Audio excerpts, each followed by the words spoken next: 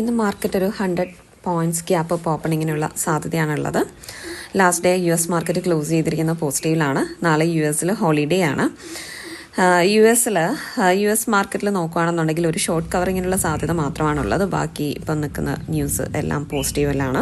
ഇനിയിപ്പോൾ ഇന്ത്യൻ മാർക്കറ്റിലോട്ട് വരുവാണെന്നുണ്ടെങ്കിൽ കഴിഞ്ഞ ദിവസം റോയിറ്റേഴ്സ് പുറത്തുവിട്ടിരിക്കുന്ന ഒരു റിപ്പോർട്ട് അനുസരിച്ചിട്ട് ഇന്ത്യയിൽ ടാക്സ് സ്ലാബ് ഒരു 15 lakhs വരെ ഇൻക്രീസ് ചെയ്യാനുള്ള സാധ്യത ഉണ്ട്. അത് നമ്മുടെ മാർക്കറ്റിനെ സംബന്ധിച്ചിടത്തോളം ഒരു പോസിറ്റീവ് ന്യൂസാണ്.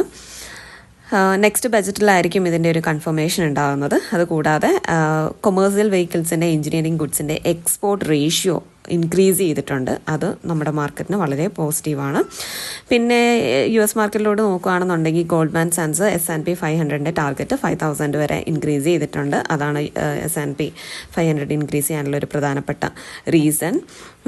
ഇനി ഇന്ത്യൻ മാർക്കറ്റിലോട്ട് വരികയാണെന്നുണ്ടെങ്കിൽ നമുക്കുള്ള ഒരു നെഗറ്റീവ് ന്യൂസ് എന്ന് വെച്ചിട്ടുണ്ടെങ്കിൽ എൽ നിനോ എഫക്റ്റ് ഉണ്ടാകാനുള്ള സാധ്യതയുണ്ട്. കാരണം ഈ വർഷം 20% മാത്രമാണ് ഇതുവരെ മൺസൂൺ ലഭിച്ചിരിക്കുന്നത്. അപ്പം അതുമായിട്ട് റിലേറ്റഡ് ആയിട്ടുള്ള സ്റ്റോക്സിന് മാത്രമായിരിക്കും നെഗറ്റീവ് ഉണ്ടാകുന്നത്. അപ്പം ഇന്നിപ്പോൾ നിഫ്റ്റിയുടെ ഒരു സപ്പോർട്ട് നോക്കിക്കഴിഞ്ഞിട്ടുണ്ടെങ്കിൽ 23,400 സപ്പോർട്ടാണ്. അതിനുശേഷം 23,000 സപ്പോർട്ടാണ്. 23,500 റെസിസ്റ്റൻസ് ആയിരിക്കും. ബാങ്ക് നിഫ്റ്റിയുടെ സപ്പോർട്ട് നോക്കിക്കഴിഞ്ഞാൽ 50,000 സപ്പോർട്ട്, 50,000 തന്നെ റെസിസ്റ്റൻസും ആയിരിക്കും.